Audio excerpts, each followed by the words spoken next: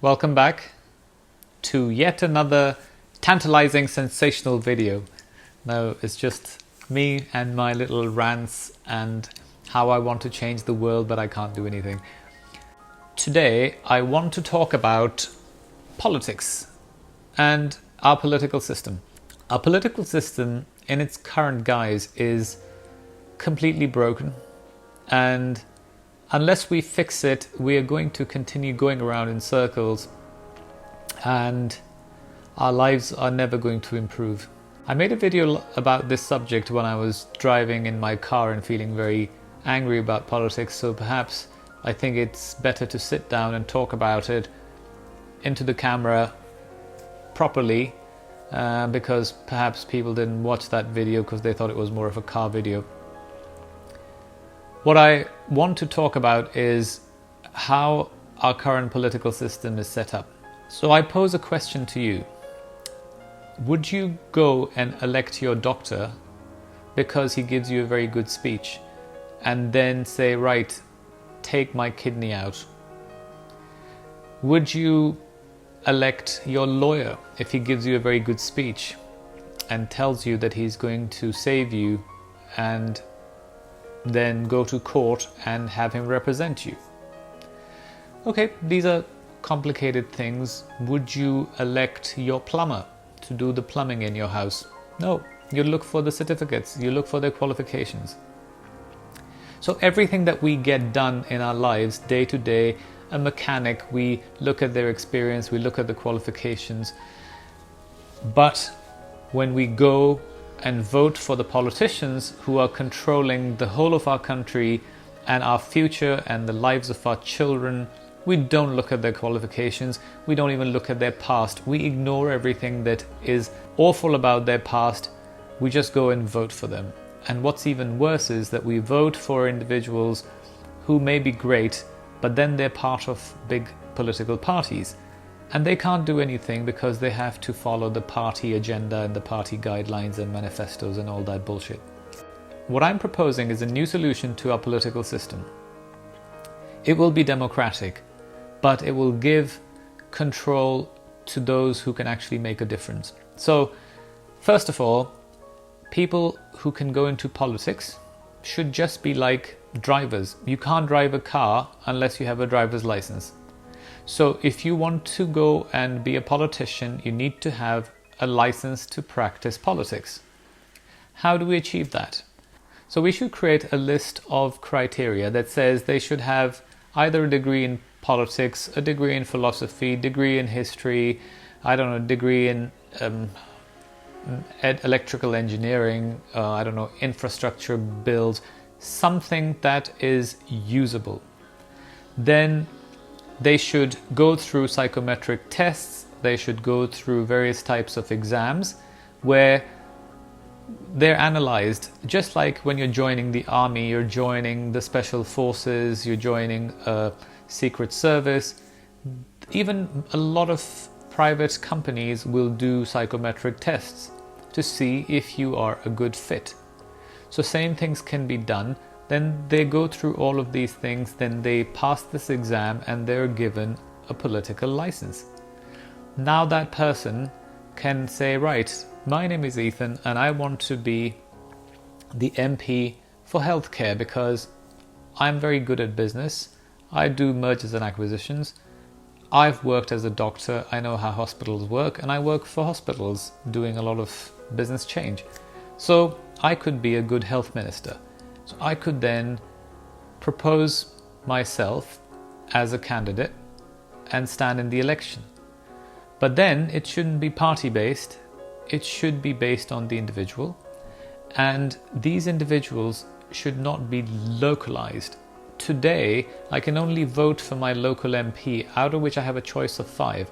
I may hate all 5 of them, but I have to vote for one. And then I end up voting for the party that I support because there is no other choice.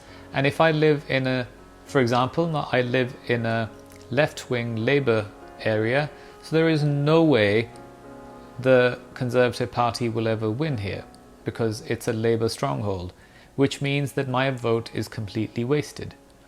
But if I had a choice to vote for someone in Scotland who I thought was better, then that person would get my vote. So it should be like that. They, instead of having 600 MPs, I don't know how many they are, who all get, I don't know, they get about 70,000 to 100,000. And then we have all these scandals of expense issues and flipping homes and doing this and doing that. It's because they have to earn a living. They live in London, they work in London, they have children, they have wives, they have lives to support. So give them decent salaries.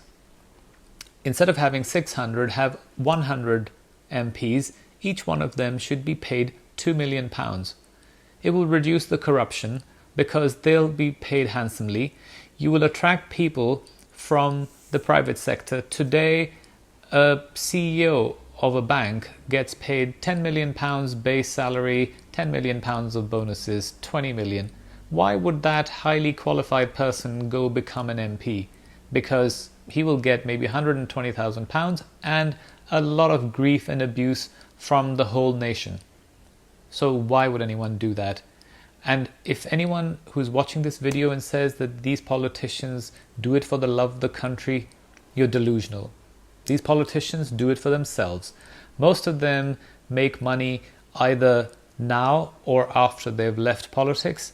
And I don't want to say all of them are corrupt, but a vast majority of them are corrupt. So there is a lot of corruption that's going on. And we all know that, and the media knows it, but we tend to ignore it because you can't pinpoint. It's done very cleverly. So if you pay these people handsomely, you choose the right people for the job, you will have a better government that will do things that will be better for our society in future. At the moment, this is just, I don't want to say old people because it's kind of ageist, but these are all old cronies who are career politicians who don't give a shit about anything except being in power and staying in politics. Back to the voting system. So whoever gets the most votes in that election, it doesn't matter which part of the country they're from, because anyone can vote for anyone, that person automatically becomes the candidate to be the Prime Minister. And then depending on the types of licenses, whether they can drive a lorry or a tractor or a bus, whether they can be, I don't know, a health minister or a transport minister or a highways or, I don't know, education minister, those jobs are then assigned to the people with the right qualifications. And obviously, these people are not going to be the regular politicians that we have. They won't be able to do these amazing speeches and all this bullshit, but they can then hire a public-facing body that translates their messages and what they're doing into the common man's speech and disseminate the messages to the wider world. That's the only way this can work. At the moment, every Tom, Dick and Harry can become a politician. A lot of the civil service, which is the bureaucratic layer beneath the politics, manages a lot of these things. They've been there for a long time and I don't think they want to move or change, but the politicians are not qualified enough or smart enough to make that change. But if you have clever people who are educated and have the right state of mind and desire and salary to do these things, then we'll make those change and make this country a better place. I, for example, would never go into politics because it's not worth it. It's not worth my time. They need to pay me extremely well and they need to safeguard this fact that if I'm doing something right for the greater good, for the society, then someone can translate that message, because there's no point wasting time talking to fools. I mean, giving power to the people in this current democratic system has demonstrated what Brexit has done. It's half of the people wanted, the other half don't. The ones who wanted didn't really fully understand. The ones who don't also don't understand. And this has just divided the country unnecessarily. And politicians are taking advantage of it and using it to twist this agenda of, oh, Conservatives want to leave and Labour voters want to remain. Not true. And I've personally met so many Labour voters who come from small towns and villages where they don't even see foreigners. And they were saying, oh yeah, we voted for this because we don't want to have foreigners here. And I was like, you don't even see any foreigners and you don't have any personal first-hand experience. It's actually lovely to live amongst so many people from different parts of the world, and London is a melting pot of different cultures and societies. So giving power to the people is dangerous.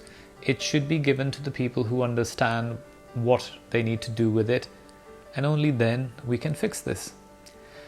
Hopefully this message will resonate with some people, and maybe one day someone will do something about it. I'm obviously not in a position of power